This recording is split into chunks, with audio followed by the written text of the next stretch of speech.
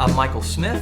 I'm Chuck Osborne. And welcome to the Iron Capital Podcast, where we break down investment stuff with anecdotes and stories that non-financial geeks can understand.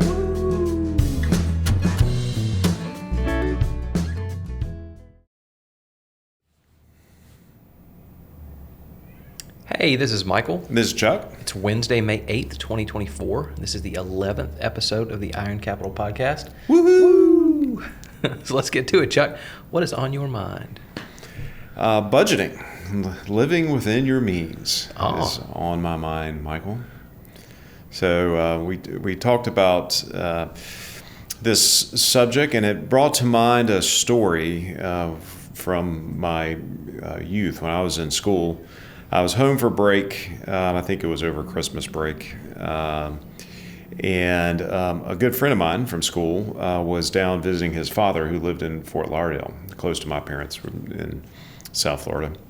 And so we got together for a day while we were both down there. And his father was a doctor. His stepmom was a real estate agent. And they lived in this big house in Fort Lauderdale, right on the water on a canal. They had a boat in the back. They drove fancy cars. I think his father had a Jaguar, if I remember correctly. And when we were hanging out at the house, his father came in and said, "Hey boys, I'll take you out to dinner tonight." And he goes away and then comes back a few minutes later and then says, "I tell you what, I thought about it. Instead of going out to dinner, why don't we just cook out something here?" And, I didn't even think anything about it. I mean, I was perfectly happy cooking out at their house. It was a great house. But then my friend got kind of upset about it, and I was like, what's the problem? I mean, I don't have a problem staying here. And he said, yeah, my dad just went and looked, and he doesn't have the money to take us out to dinner. And a few hours passed, and the stepmom comes home from work, and she sold a house that day. And so the father comes out and says, "We're going out to dinner." And it made me realize, and this is a cliche in our business, but if you make $1 million a year and you spend $1 million a year, you are not a millionaire. You're broke. Yep. And that is, it's a cliche. I think people, talk about it, but that real story really brought that home to me. Here are these people, a huge amount of income, dual income, living what on the outside looks like the dream with the big house, all the stuff, and they're broke. They're living from paycheck to paycheck, and and so that is what brought into mind the fact that, no matter where you are in your economic journey, you got to live within your means. You have to have a budget. Yeah, well, this is going to be the first part of a series on how to get started with investing, do-it-yourself investing. Most people wouldn't think in their mind when they're first thinking about it that first step on that is budgeting, right? Because if you don't actually have savings and have money coming in that you're saving and not spending, then you don't have anything to invest, right? No, that is absolutely right. And I remember another story going back of a friend of mine talking about needing to have a bucket of money to invest. And the thing is that he was making good income, but he just didn't ever had a bucket of money. And I was like, well, how do you fill a bucket up? One drip at a time. Yeah. And it really does start with living within your means. And for most people, that's going to involve creating some kind of a budget. Yeah. Well, let's just get started and talk about how one goes about doing that. Sure. Well, the first step is really tracking what you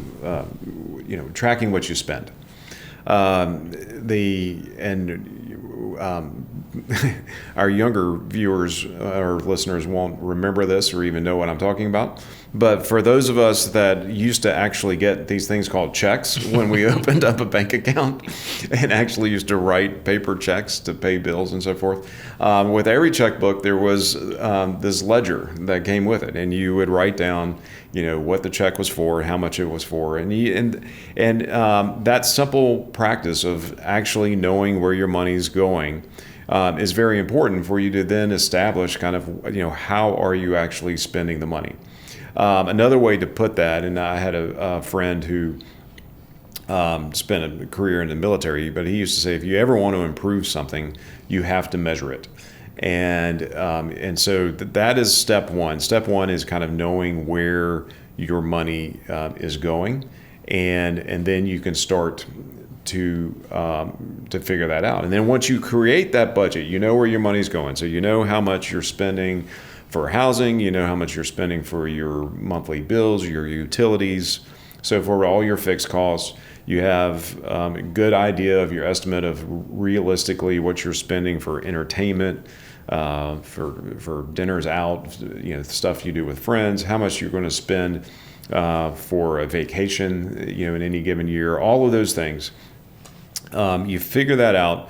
And the one thing you're looking for in that is how much you can actually afford to set aside to do what we call pay yourself first. Mm-hmm. And that really is the most important thing in the budget.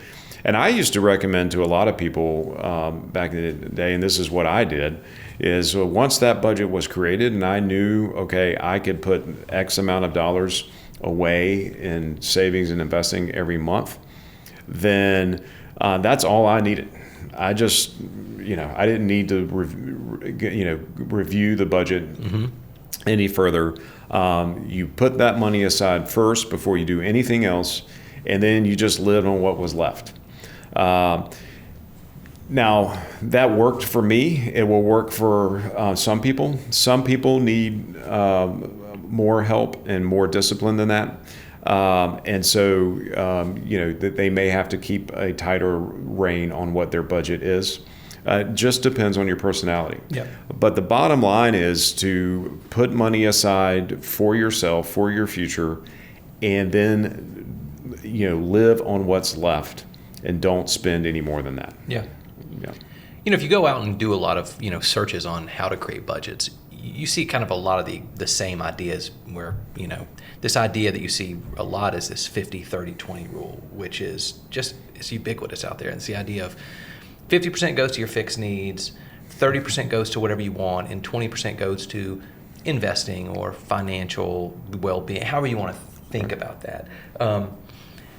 I think that's an extremely difficult way for a lot of people to think about how to budget. But why don't you talk about a little bit about some of the problems with these kind of rules of thumb in that way? Sure. Well, the problem is that it's one size fits all, and one size does not fit all because every person may have a different priority list to what's important to them. For example, if you're making choices in your budget, you've got to, and budgeting is going to involve sacrifice. Choices and sacrifice. Right. You're going to have to make choices. You're going to have to sacrifice. There are certain things you're not going to do. And so you have to decide perhaps what's more important to you. So instead of going to dinner and a movie, you might have to decide, okay, well, what's more important? Is it seeing the movie or is it going to dinner? And that may be a different answer for different people. Some people prefer to spend their money on events and experiences, and some people want to spend that money on food and dinners, and that's a big thing for them. It all depends on their personality. The other problem with that is, say 50% goes to your fixed needs. Well, the biggest part of your fixed need is probably your housing. Mm-hmm. Whether you're renting or whether you have a mortgage, that's probably the biggest chunk. Well, what happens when your income grows? Do you just have to buy a bigger house because you now make more money? You always have to have that 50%, right? You always have to put 50% to that. I've known people who, toward the end of their careers, were living on less than 50% of what they made total. And the reason they were doing that is not because they were misers or penny pinchers. It was because they got to a certain level where this was their standard of living and they were comfortable there, and they just kept their standard of living right where it was. And as they progressed in their career and they made more money, they didn't increase their expenses. They just kept living the same life. Yep. And by the time they were, a year or two from retirement, their income was dramatically more than they actually needed. And what that does for them is that these are the people that are retired successfully. They're the ones who actually have peace of mind, and they're actually building wealth. So at some point, what I would say is that, and fairly early in your career, probably by the time you're in your 30s, or certainly by maybe early 40s, you hopefully have a lifestyle that you're very comfortable with. That should be the lifestyle for the rest of your life.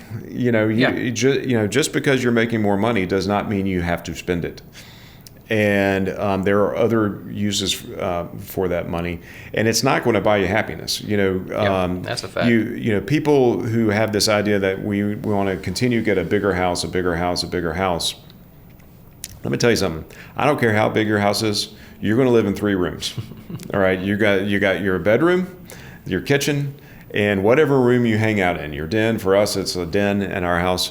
Those are the 3 rooms that you are going to spend the vast majority of your life. The rest of your house is only going to be used when you have company or throw a party.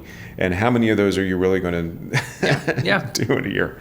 So that's I just don't think that those rules of thumb apply. I think budgeting is something that each individual has to come up with their own it's very personal ideas and their own personal impact. And the other thing that's not even in there is what about charity? What are you doing for charity? Yeah, charity's not even in there. And so and that's very important to me. I think it's It's important to a lot of people, especially people of faith. They want to tithe and give back. Yeah. And so that I don't think there's any one rule of thumb that works for anybody. Yeah, so there's a lot of different ways to think about this.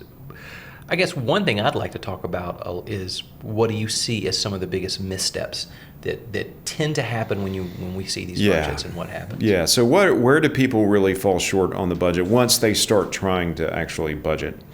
To me, there's 2 big errors that I see in budgeting. And the first error is what I'm going to call the silo error. What happens is they create the budget, and so they have a budget for, let's say, vacation. And let's just, for the sake of argument, we'll say you budget $2,000 for your vacation. And then they also have a budget for, kind of weekly entertainment or going out to eat. They have a budget, obviously, for their, their rent or the mortgage payment, their car payment, and, all the fixed costs. Mm-hmm. All of these things are in different silos. Well, what happens if, you forgot to budget a car repair, and your car has to go into the shop, and you've got a $500 bill to pay for that, car repair. What happens with a lot of people when they've created these budgets, mentally they're thinking to themselves, well, I still have that $2,000 that I budgeted for my vacation. And I can pull from that. No, I can still go on that vacation. And no, you can't. That's right. Yeah. You can't, because you do have to pull from that, or you have to pull from somewhere. You have to pull from something. Right. If you have a $500 expense that was not budgeted, that money has to be pulled from all your different other areas of the budget, because the budget is not different buckets of money. Yeah. It is just a way of categorizing the one bucket of money that you actually have. Yep.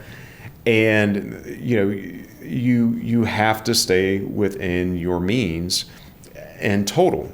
And so so that, to me, is one of the biggest mistakes I've seen with people that really struggle with the budget, is that they create the budget, and then in their mind, going over in one area does not impact other areas. Yeah. And that can't happen. So that is one of the mistakes.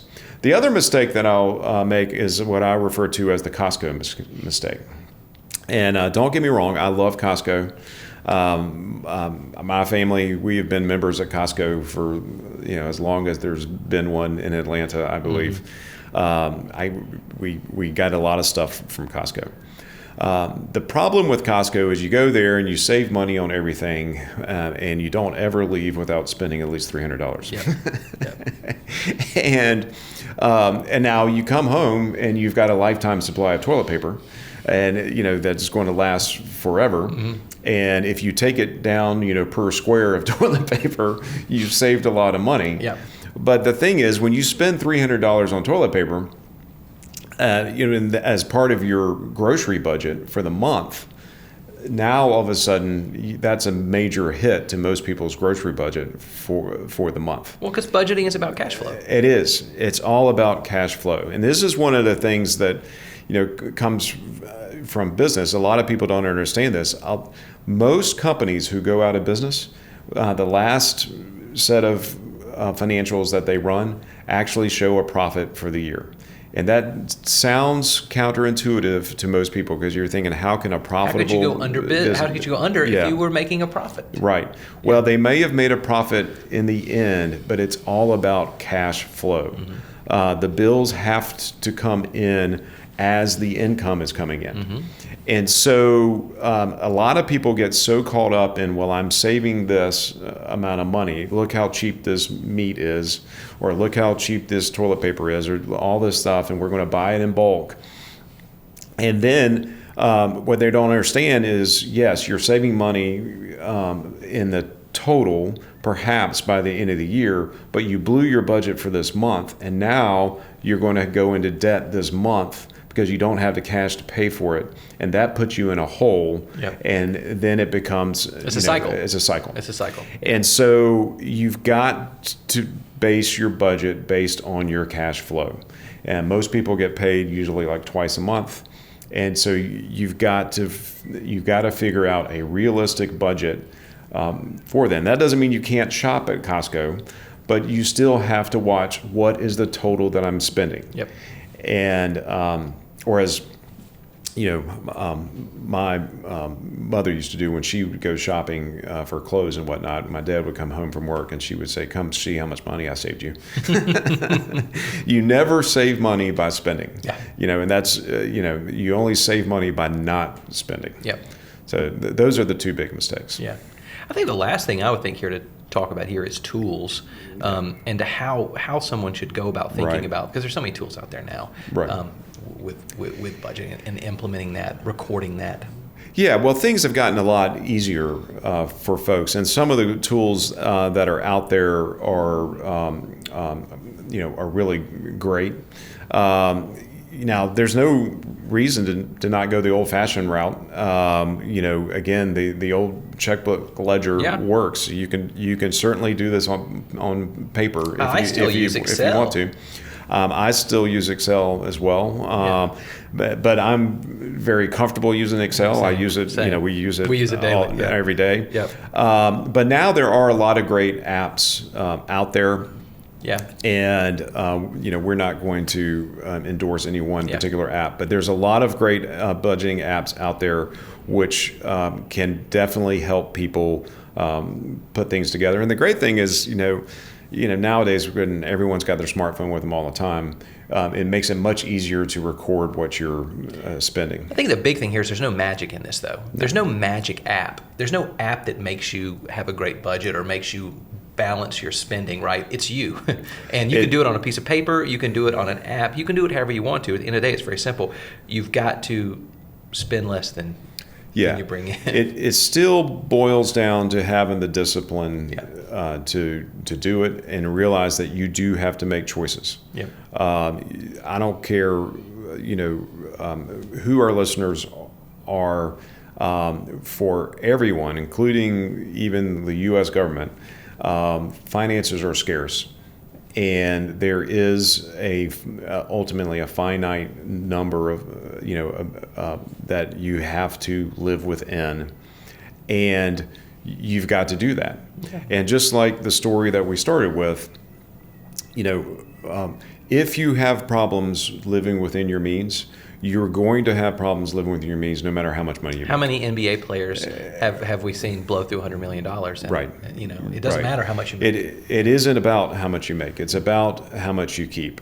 And and so it really does boil down to discipline. The tools just allow you to do that. I will go, and I'll kind of finish with my friend's comment. He's absolutely right. If you're going to improve something in your life, you have to measure it. And being aware really helps with the discipline. So if you are measuring it, if you are tracking it using an app, using Excel, whatever works for you, then it will definitely help you be aware of what's happening. And that's like 90% of the battle. That's it. Yeah. All right. Well, thanks, y'all. It was nice. Number 11 is these things are fun, aren't they? That's right. Well, as always, let us know any comments, anything you'd like to hear about, and we'll be talking to you guys soon. Bye.